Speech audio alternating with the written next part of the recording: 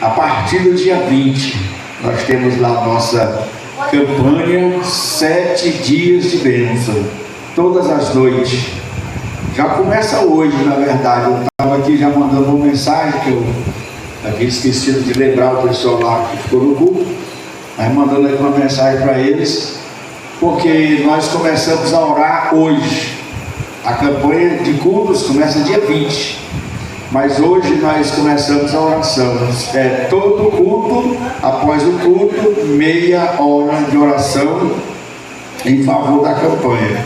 Então começa hoje, são 7 cultos que a gente ora após o culto, meia hora. E eu mandei aquela mensagem lembrando, e já fica tudo muito certinho, mas eu tenho a tendência a esquecer. E eu quero convidar vocês para estar conosco aí em um dos dias, né? Do dia 20 ao dia 26, todas as noites, nós estamos ali, como vocês já nos ajudaram outros anos, então já sabem que toda noite nós estamos com a campanha 7 dias de bênção. São 18 anos, irmãos, 18 anos seguidos. Nós só tivemos um intervalo de 2 anos na pandemia, a gente não conseguiu fazer, mas são 18 anos da campanha 7 dias de bênção. E a gente faz dia e noite, porque durante o dia, à tarde, a gente sai nas ruas gritando, pulando, evangelizando, chamando pessoas, carro de som, bandeira, que sai na rua, avisando que à noite nós temos um culto especial, que é a campanha 7 dias de bênção. E nós já fechamos a agenda de pregadores, cantores, e aí hoje nós já estamos começando após o culto. Lá a gente já fica meia hora de oração, orando por vocês que vão, pelos pregadores, cantores, pelas pessoas que vão em busca de um milagre, as pessoas que vão em busca de aceitar Jesus, se reconciliar, enfim, a gente ora pela campanha. 7 cultos, meia hora após o culto, estamos orando em favor da campanha. E eu gostaria de contar com a ajuda de vocês mais uma vez esse ano, né? Esse ano ali conosco, do dia 20, que é uma segunda-feira. Essa oração vai até domingo, dia 19, porque dia 20 começa os cultos, a campanha. Então é de segunda a domingo, todo dia. E vocês têm essa oportunidade de estar conosco ali, nos ajudando, adorando ao Senhor juntamente conosco. Há 18 anos atrás eu pedi ao Senhor um trabalho diferenciado. Eu orei a Deus e pedi ao Senhor que me desse uma noção de um trabalho diferente. E aí o Senhor me deu esse projeto chamado 7 dias de bênção, e nós começamos a fazer há 18 anos atrás. E eu dou glória a Deus, porque nós continuamos fazendo. Não é fácil, irmãos, não é fácil, mas é possível você fazer assim um trabalho desse jeito, né? É um investimento alto financeiramente, porque são 7 dias de carro de som na rua, são 7 pregadores que a gente convida de Fortaleza, de outras cidades, aí tem que custear, não é pagar, mas tem que dar uma ajuda de custo, combustível, alguma coisa, cantores. Então é um investimento alto, mas glória a Deus, o Senhor tem nos dado essa alegria, esse prazer de fazer, e já são 18 anos que a gente vai fazendo. E às vezes, irmãos, Deus tem me dado uma palavra esses últimos dias sobre nós, obreiros, sobre nós, liderança da igreja. Não podemos dar moleza, obreiros, não podemos dar moleza, não podemos ser fracos, não podemos negligenciar, porque nós, obreiros de hoje, nós, liderança de hoje, nós temos uma responsabilidade muito grande, porque a próxima geração de obreiros que está chegando, eles vão se espelhar em nós. Essa liderança de mulheres que vai chegar, que está chegando, ela vai se espelhar na liderança de hoje, nessa líder de mulheres. O que ela está fazendo vai servir de parâmetro, de exemplo para uma nova liderança.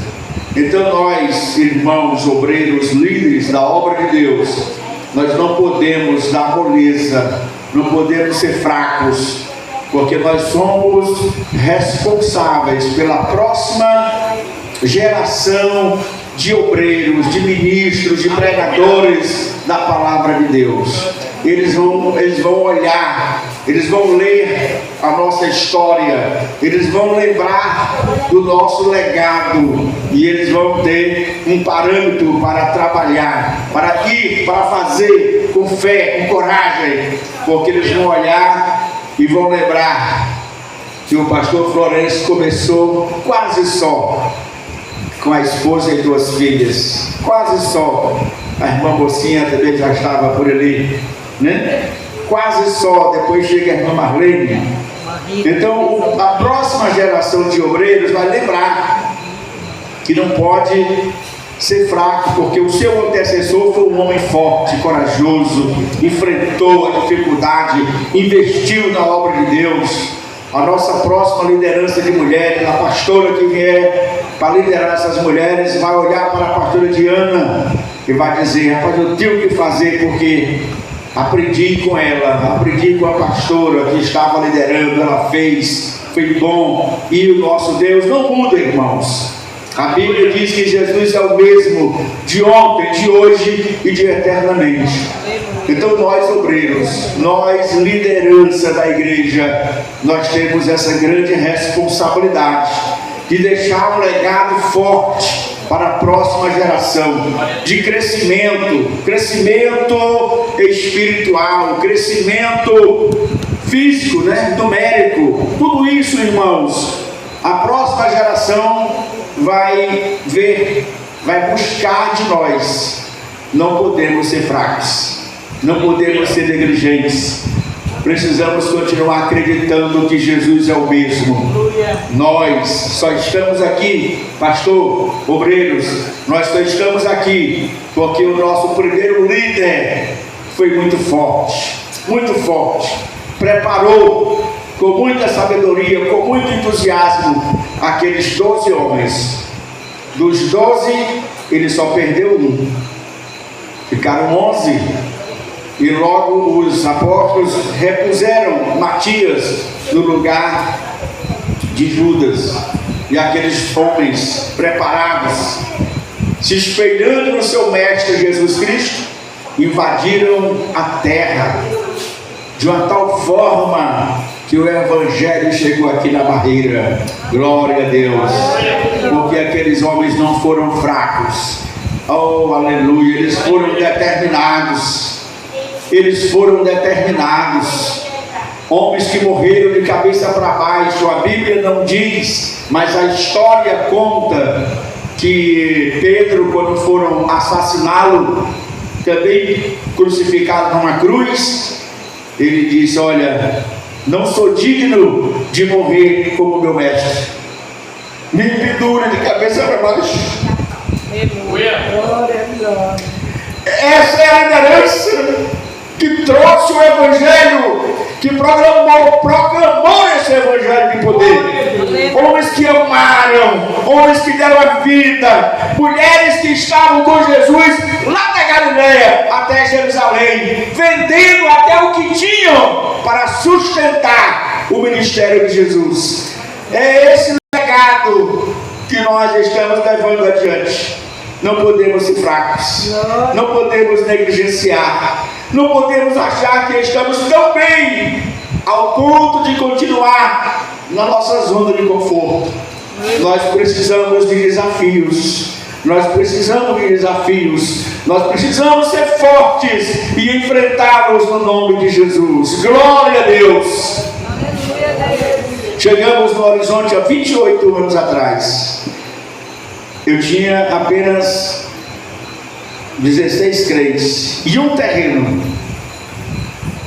E desses 28 anos, eu, minha esposa e as 4 filhas pequenas, que vocês até conhecem uma boa parte de vocês conhecem elas. mas enfrentamos ali todos os desafios que vieram, na certeza que nós tínhamos um chamado do Senhor. Era um desafio muito grande. 16 crentes no mesmo tempo. E o testemunho é: há 28 anos atrás chovia mais do que hoje. E nós chegamos no dia 10 de janeiro em Horizonte, nesse terreno, e passamos 6 meses no inverno e não choveu na hora do culto. Glória a Deus. Choveu antes, chovia depois, mas na hora do culto não chovia. Oh, glória a Deus. Meus amados irmãos, esse Jesus é o mesmo, ele não mudou. Se você está enfrentando luta, desafios, saiba que a provação, que a luta, que a tribulação são desafios a serem vencidos no nome de Jesus. Permaneça firme com o Senhor, sejamos fortes, porque a próxima geração, se Jesus não voltar logo, a próxima geração vai se espelhar na pastora Diana, na irmã Mocinha, na irmã que é obreira da casa de Deus, irmã Rita, na irmã Marlene, e vocês que aqui estão, do nosso irmão Édio, né? Francisco Édio, irmão Édio, irmão Francisco, que está aí com a saúde abalada há alguns tempos, mas está vencendo, está vindo à casa de Deus. Irmãos, esse é um legado que só aqueles que têm Jesus escrevem para as gerações futuras. E nós, barreirenses, não vamos ser diferentes. Nós vamos enfrentar, vamos continuar enfrentando todos os desafios para vencermos no nome de Jesus. Eu lembro que quando eu lancei o plano aqui com o pastor Florencio, para a gente construir o templo, e a gente vinha todo sábado para cá com uma equipe de obreiros lá do Horizonte, e alguém dizia: pastor, como é que você consegue? Como é que você faz? Determinação, meu irmão. Determinação. Teve vezes que eu vim doente, quebrado, aquelas viroses que ele pega, ele deixa moído, mas eu digo que eu vou em nome de Jesus, né? Ia buscar de madrugada, os irmãos moravam no outro bairro, e eu ia buscar eles, juntar, né? E trazer para cá. Aí as pessoas pensam que o evangelho é fácil, né, pastor? Pensam que o evangelho é moleza. Pensa que começar um trabalho com 2, 3, 4 crentes é fácil. Não é, irmãos. O inimigo batalha tanto para você desanimar, batalha tanto para você desistir. Não só o pastor desistir, não só o líder desistir, mas os próprios irmãos. Vai não tem ninguém não, vai não, é só nós 3. Eu sempre que está difícil, eu digo: Jesus, eu preciso ir. Sempre que é difícil, eu digo: Jesus, me usa poderosamente ali, Senhor, porque só tem 3 pessoas no culto, Senhor, e essas 3 pessoas precisam sair alegres. Oh, aleluia! Essas 3 pessoas precisam sair daqui com vontade de voltar a esse lugar. E essa responsabilidade é sua, que vem pregar a palavra, é sua, que vem louvar, que vem adorar o Senhor, adorar com vida, com garra espiritual, né? Com essa alegria na alma. Glória a Deus. Então, meus amados irmãos, que Deus em Cristo continue nos abençoando, porque abençoados nós já somos, né?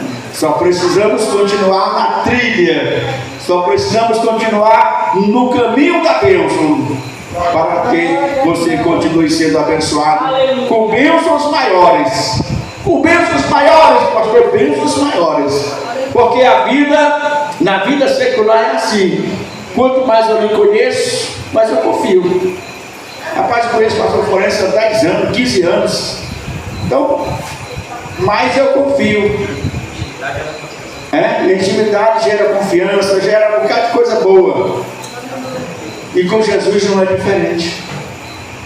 Com Jesus não é diferente. Quanto mais tempo você está com o Senhor, mais bênção você vai recebendo, mais intimidade, mais comunhão, mais vezes você vai ouvir a sua voz. Obrigado, pastora. Mais vezes você vai ser usado por Deus também. Aleluia. Fazer uma campanha dessa de 7 dias. Tem dias que eu tremo na base. Porque tem gente que, vocês já observaram, não sei se você já chegou a essa ideia, o pessoal está fazendo congressos unificados. Uma noite é para criança, uma noite é para jovens, uma noite é para mulheres. Meu Deus do céu, por que não faz festas aí, 3 dias de congresso, de estudos da palavra, noite e dia? Vão encolhendo, irmãos, a obra. Vão encolhendo. Daí alguém diz assim: quando eu era novo convertido, era assim, era assim. E por que não é melhor hoje? O que está faltando hoje? Jesus mudou? Não. Então a gente precisa enfrentar esses desafios, né? Temos que fazer festas para valer apenas. Lá no Horizonte, eu reunido com os nossos dirigentes, eu disse: olha, eu só quero festa aqui se tiver estudo bíblico. Dizer que é um congresso sem ter estudo da palavra, não. Um encontro sem ter estudo da palavra, não. Duas coisas, irmãos, duas virtudes, duas atitudes seguram o crente: oração e palavra. Aleluia. Oração e palavra. Foi assim que Jesus venceu Satanás. Lá no monte. Estava lá, Jesus chega lá, Satanás. Jesus usou, estava orando, jejuando, orando, mas ele usou a palavra. Já está escrito, está escrito, está escrito. Oração nos dá essa comunhão com Deus. E a palavra nos ensina tudo o que nós precisamos para servir ao Senhor. Tudo que você precisar para servir a Deus, a palavra vai te ensinar, vai te orientar, vai te dizer como.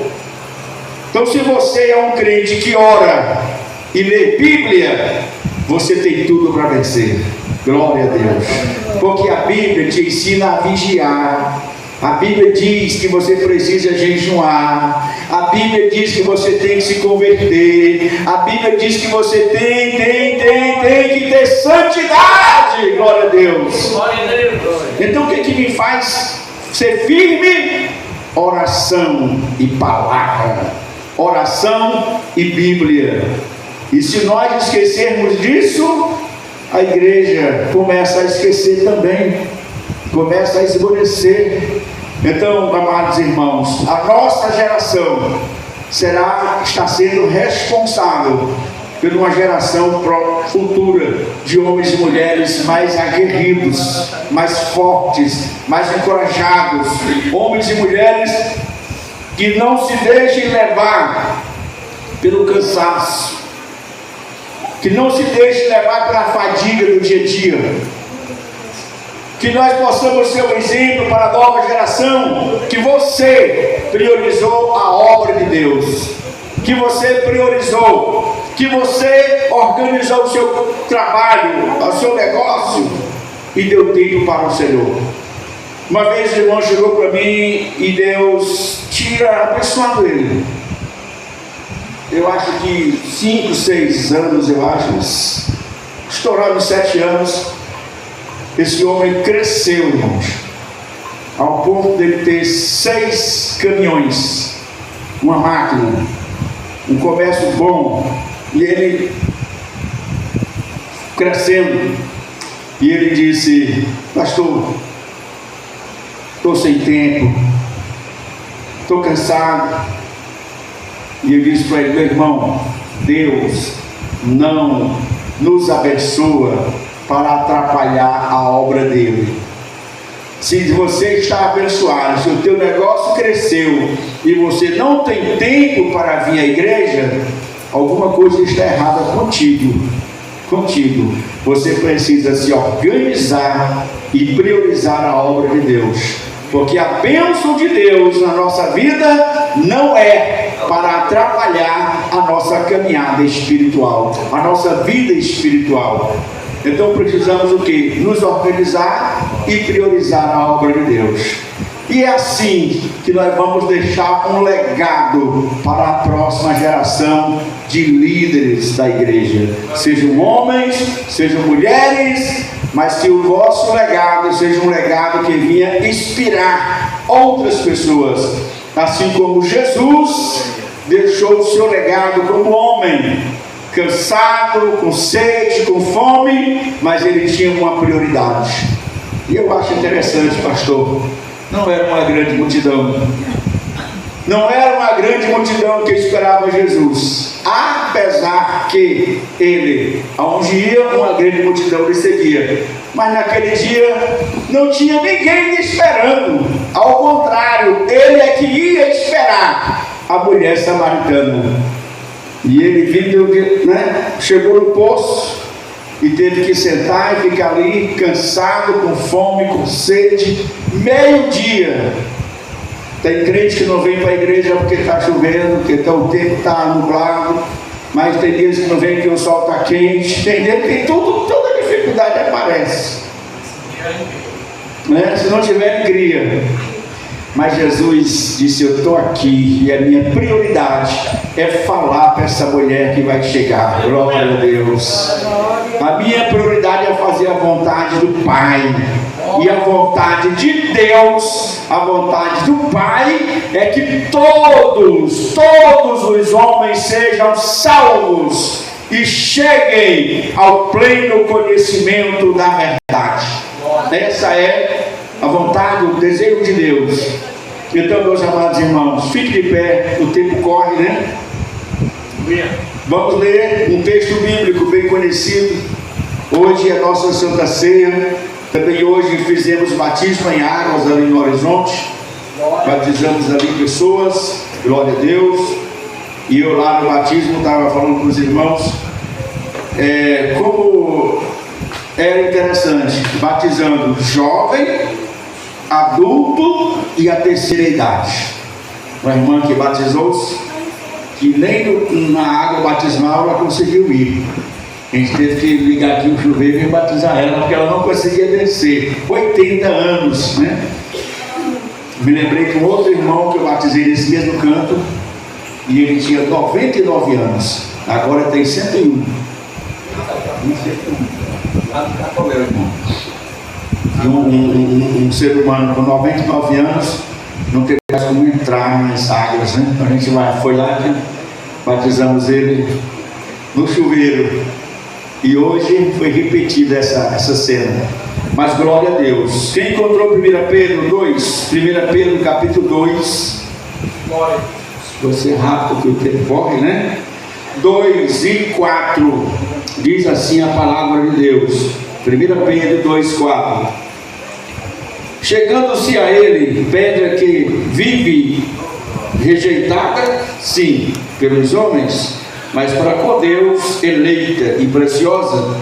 Também vocês, como pedras que vivem, são edificados, casa espiritual, para serem sacerdócio santo, a fim de oferecerem sacrifícios espirituais agradáveis a Deus, por meio de Jesus Cristo.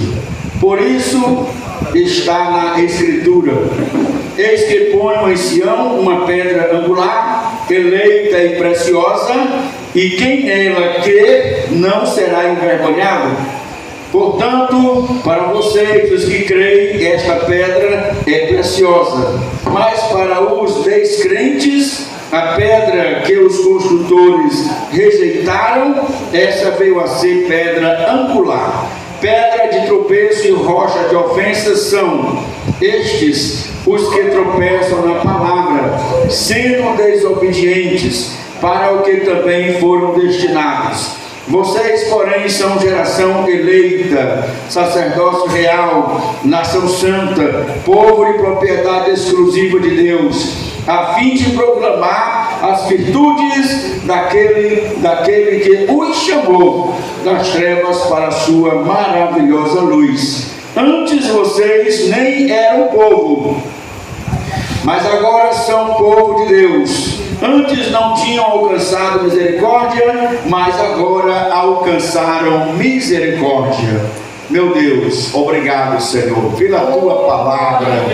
Querido Espírito Santo, abre a nossa mente, nos faz entender e compreender o que Tu queres falar conosco nesse momento, Senhor. Sei com a Tua igreja, Senhor, esta congregação, Senhor, meu Deus, usa cada servo Teu nesse lugar, usa poderosamente, que sejam homens e mulheres determinados a fazer a Tua obra, Senhor, a serem, meu Deus, filhos do Rei, como realmente a Tua palavra nos diz que somos, eleitos. Oh, glória a Deus, que cada um, Senhor, esteja voltado para Ti, e que a sua alma tenha o desejo de Te conhecer melhor cada dia, em nome de Jesus, amém.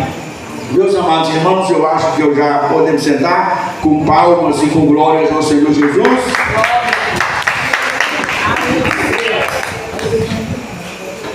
Eu acho que eu já falei para vocês que o nosso lema lá em Horizonte esse ano é: seja um servo melhor, seja mais servo, sirva melhor ao Senhor. Quando nós temos esse propósito de ser um servo melhor, você só consegue ser se você orar, se você buscar a Deus. Ser um servo melhor, servir melhor ao Senhor Jesus, servir melhor à igreja, servir melhor ao seu próximo.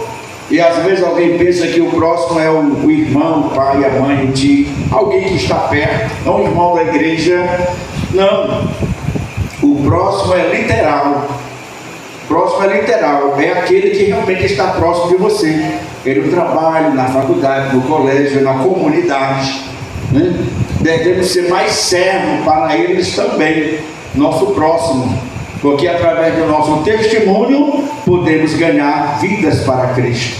Então, ser mais servo é algo que nós precisamos pedir ao Senhor, porque ninguém se torna humilde se não pedir ao Senhor que Ele dê essa virtude da humildade para servir ao seu próximo, sem nenhum interesse, ajudar a fazer algo, servir a igreja com alegria, servir ao ministério, servir ao Senhor Jesus. Então esse ano eu tenho falado, tenho ministrado bastante sobre isso, pedindo ao Senhor que nos ajude a ser mais servo, servir a igreja. Tem gente que para fazer qualquer coisa, não é na igreja, é porque a gente fala errado, no templo, né? Vê que o templo está sujo, a pastora não teve tempo, algum motivo, alguma coisa, mas se ela não vier varrer, não aparece quem barra. Que ajude. Ser mais servo é ser proativo, é ver o que o seu próximo precisa e você fazer, você ajudar. Então a gente precisa pedir ao Senhor: Senhor, eu quero ser mais servo, me ensina a te servir melhor, me ensina a servir mais a tua obra, a contribuir mais com a tua obra, financeiramente mesmo, né, irmão? Financeiramente mesmo, também, ser um dizimista, ser um ofertante na casa de Deus. É tão bom chegar num prédio desse, né? Cadeiras para sentar, um som novo, mas tudo tem um custo. E eu digo sempre no Horizonte: eu só sei pedir a dois, a Jesus e a vocês. Os políticos aqui, se eles quisessem dar, a gente recebia, não é hipócrita para dizer que legalmente não recebia. Mas eles não, quando eles querem dar, é que você vá lá atrás deles e peça, para depois ele vir aqui e querer ter algum direito de falar, de exigir. Então, desde que eu fui chamado ao pastorado, que eu tenho um acordo com Jesus. Senhor, meu negócio é contigo, tu me sustenta, tu me abençoa, tu dá para a tua obra, porque eu não vou atrás de políticos. Se eles quiserem ajudar, todos sabem que a igreja vive de oferta, vive de ajuda, né? Então, por que eu vou ter que sair para estar lá pedindo? Não, nunca fui. E digo ao Senhor, não quero ir nunca. Agora mesmo, lá no Horizonte, vocês vão ver, vocês já viram nós compramos 100 cadeiras, dessas cadeiras estufadas, 20 mil reais. Colocamos energia solar, porque nos nossos ar-condicionados, nós estamos com 6 a 7 ar-condicionados. 2 para as crianças, 1 por músico, são 3, né? E nós 6, são 6 ar-condicionados. Então puxa muita energia já. Então compramos também um sistema solar de energia. E enfim, um investimento. Enquanto vocês batalharam por essa vez aí, glória a Deus, nós compramos uma digital, né? Tudo é proporcional.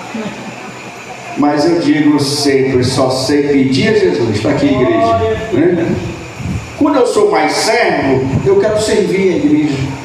Quando eu sou mais servo, eu me sinto bem em ver o templo que eu adoro ornamentado, bonito, bem arrumado, né? Oh, glória a Deus. Então, peça ao Senhor para você ser mais servo, para você contribuir com alegria, com prazer.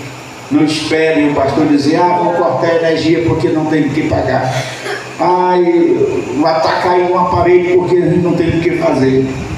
Hoje não tem mais som, acabou, se ninguém tem de onde tirar. Não, seja um contribuinte da obra de Deus, seja um dizimista, seja um ofertante com alegria.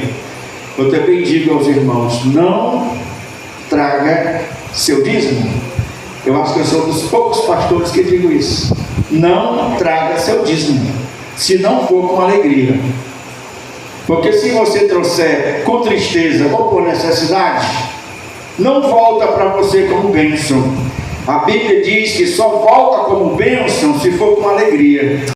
Se for com tristeza, você vai dar 2, 3 meses, aí vai perguntar para pastor, foi que fizeram com o meu dízimo, entreguei lá, que é tempo que eu dou dízimo, não vejo nada. Isso é tristeza.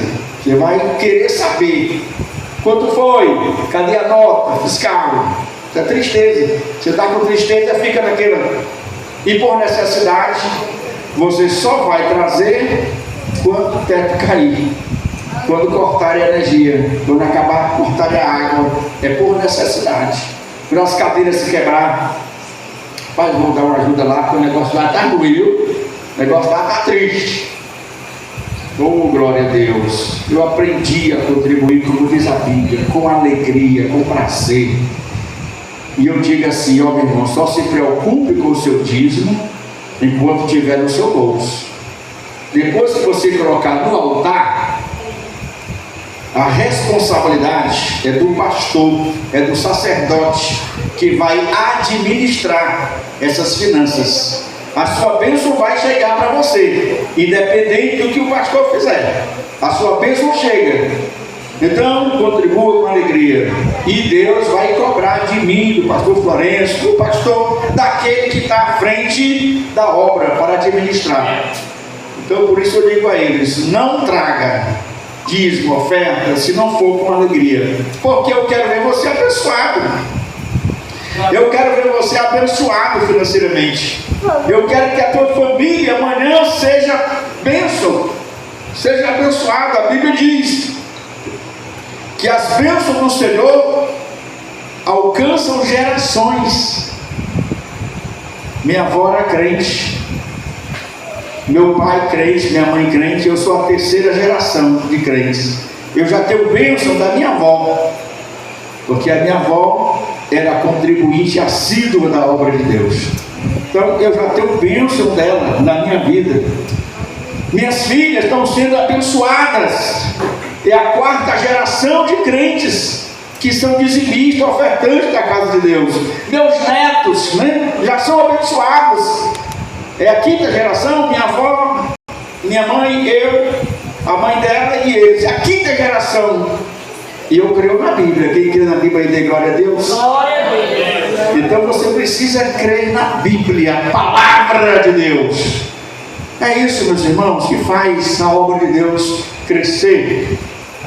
O texto que nós lemos, eu quero me prender aqui nos dois versículos, o 9 e o 10, que falam: vocês, porém, são geração eleita. Glória a Deus.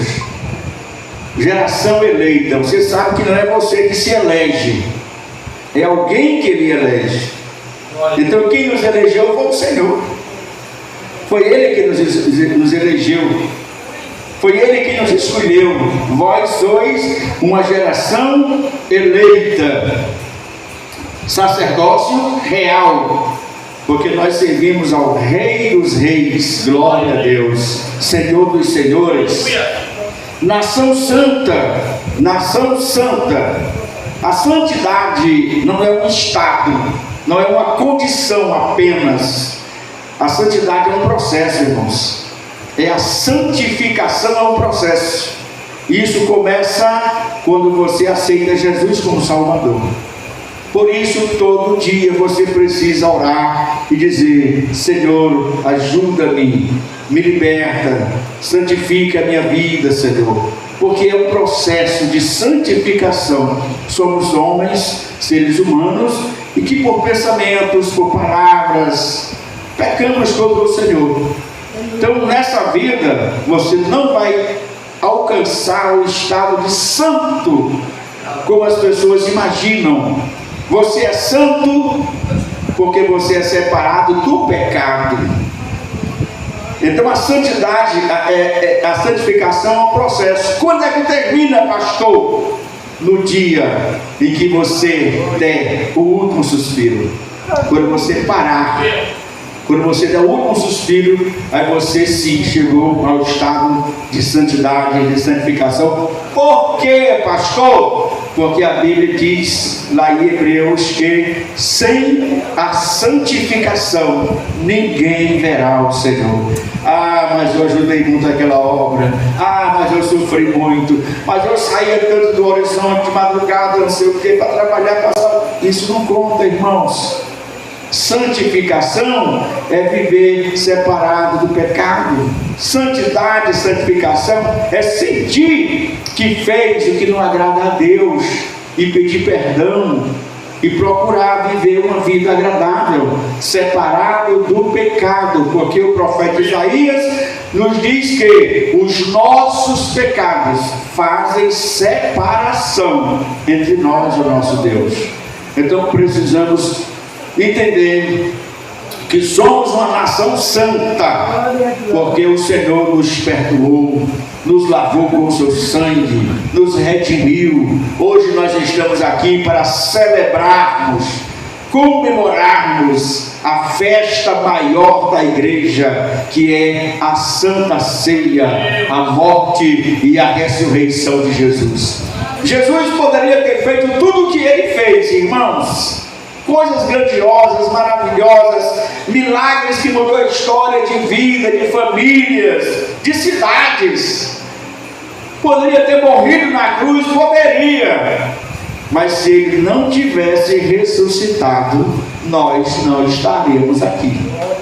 Por isso a palavra diz que nós devemos lembrar a morte do Senhor até que Ele venha. Porque Ele vem, porque Ele ressuscitou e ascendeu aos céus, subiu aos céus. Então, nação santa, povo de propriedade exclusiva de Deus. Nós somos exclusivos de Deus, irmãos. Porque foi Ele que nos amou primeiro.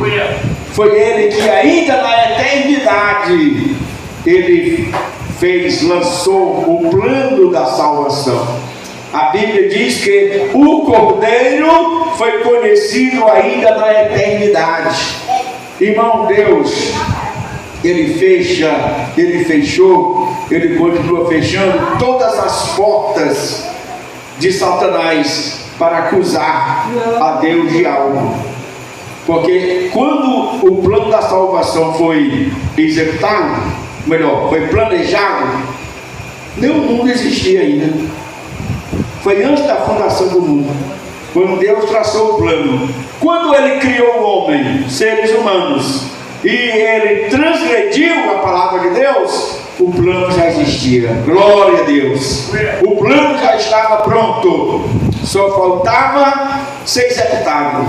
E Ele já disse logo lá no Jardim do Éden: da semente da mulher sairá um que pisará, que esmagará a cabeça da serpente. Então o plano já existia antes da nossa queda. Então o amor do Senhor, glória a Deus, somos propriedade exclusiva de Deus, porque Ele foi que nos comprou através do seu Filho. Fomos comprados pelo sangue, pelo sacrifício de Jesus. Por isso você é exclusivo de Deus.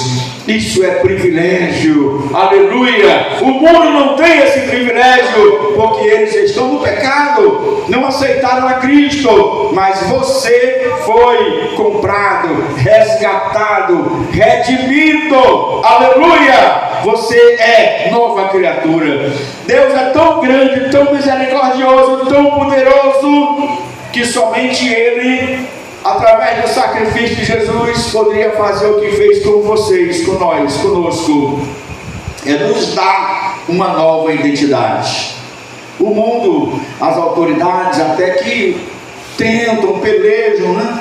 Dar uma nova identidade para alguém, mudar o nome e tal, manda para outro lugar, mas não consegue. A perfeição para isso pertence ao nosso Deus. Aleluia. Sabe por quê? Porque a Bíblia diz que você nasceu de novo. Glória a Deus. Você nasceu de novo. Você é nova criatura. Hoje você pensa nas coisas que são do alto. Hoje você pensa, aleluia, santo, santo Deus. Você pensa nas coisas que são de cima. Aleluia. Você tem hoje um novo caráter. Você tem hoje uma nova mentalidade. Você tem hoje um novo foco de vida. Aleluia. Glória a Deus. Pergunta aí às pessoas do mundo: e após a morte? Sei lá, Deus faça de mim o que Ele quiser. Sei lá, está nas mãos de Deus. Não, não é assim que a Bíblia diz. Pergunta para o crente: após a morte, eu vou estar com Cristo. Glória a Deus. Após a morte, eu vou cear com Cristo. Após a morte, eu vou estar no seio de Abraão. Oh, glória a Deus. Porque o sacrifício de Cristo nos deu esse direito, nos deu essa esperança de vida eterna. Você é uma pessoa exclusiva de Deus. Aleluia. Foi o sacrifício de Jesus. Foi o sacrifício de Jesus.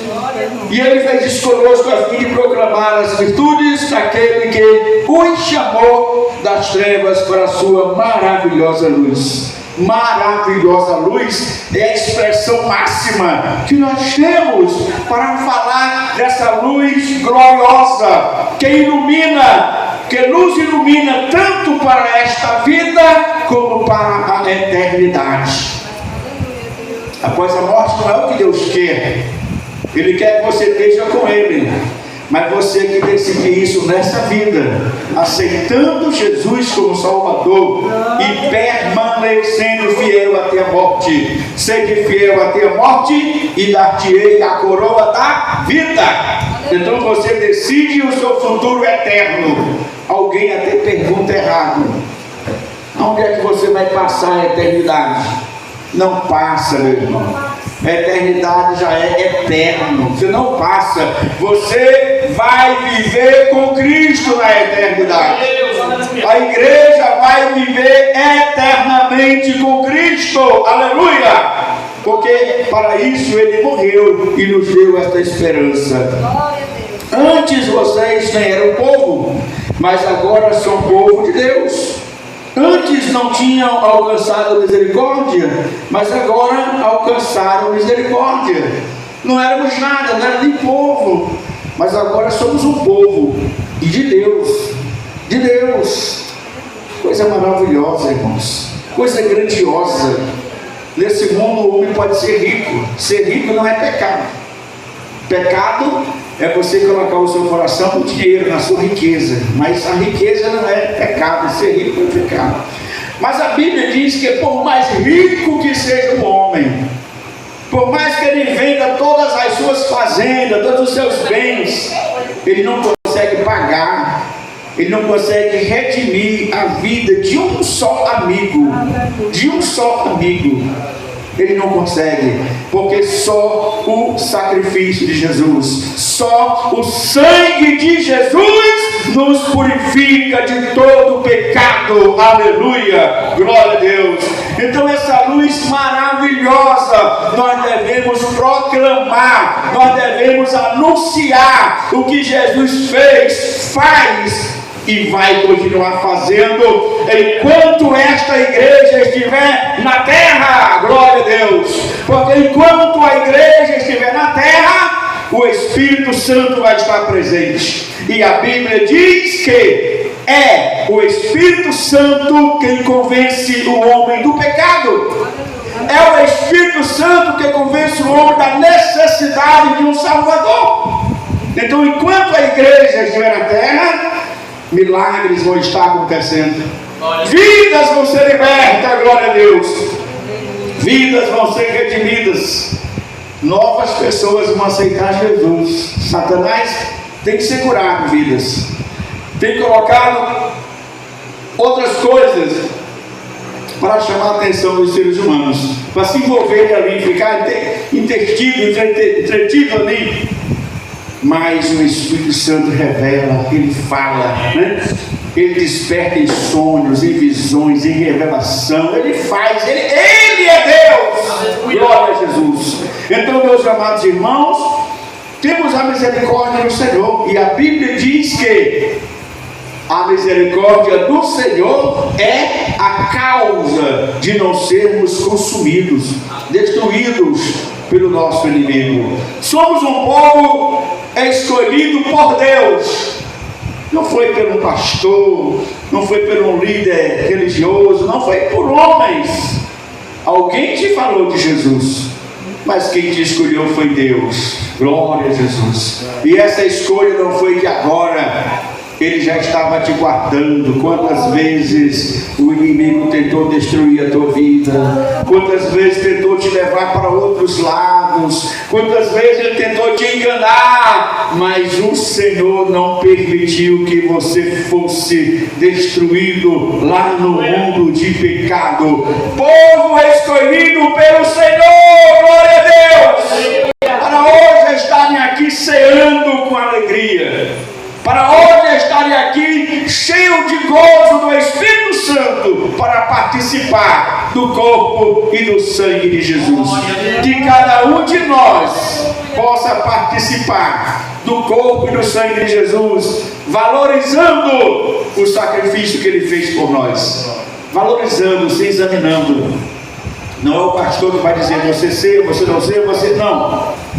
Eu sempre lembro que se Deus não me revelou, se Deus não me revelou, se você não conversou, não falou nada para o pastor, então a responsabilidade é só sua.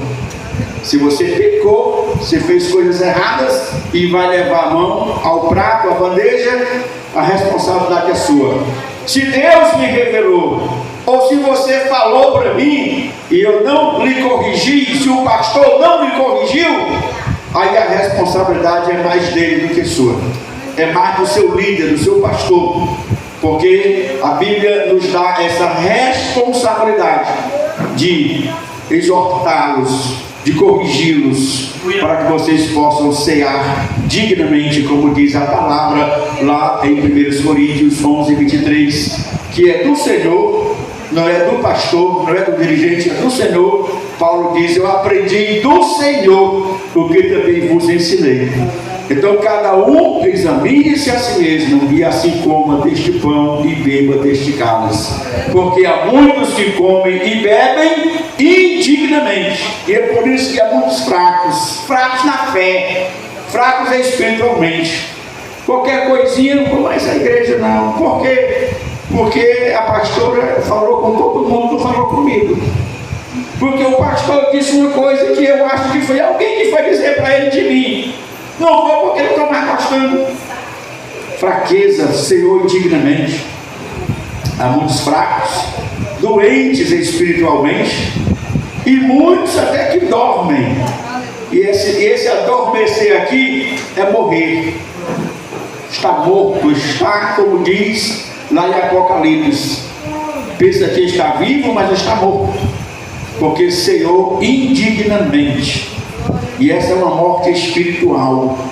Quando a pessoa está morta fisicamente, nada mais faz. Se deixar ele aí na rua, aí os urubus vão dar de conta. Porque está morto. E essa dormida, esse dormir aqui é espiritual. Alguém às vezes está entre a igreja, mas deixou de ser igreja, porque pecou, não se reconciliou, não confessou o seu pecado, e aí ceia indignamente. Então que nessa noite todos nós possamos valorizar essa escolha que o Senhor fez por nós. Diga para o seu irmão de lado: meu irmão, você é o escolhido de Deus. Oh, glória a Deus. E como disse o salmista, eu fico muito alegre com o que ele disse: a minha alma tem sede de Deus. Aí ele completa: tu, Deus vivo. Glória a Deus. Não é de Baal, não é de Assará, não é de Estarote, deuses pagãs criado pelo homem. A minha alma tem sede do Deus vivo. Glória a Deus. Vamos ficar de pé. Vamos orar nesse momento. Glória a Deus. É um pão simples, comum, feito pelo homem, mas após a consagração, ele representa o corpo de Cristo. Às vezes a gente, na linguagem rápida, é vinho, mas não é vinho, é suco de uva. É o suco da uva, e também é produzido pelos homens, né? Industrializado. Mas quando nós oramos e consagramos ao Senhor, ele representa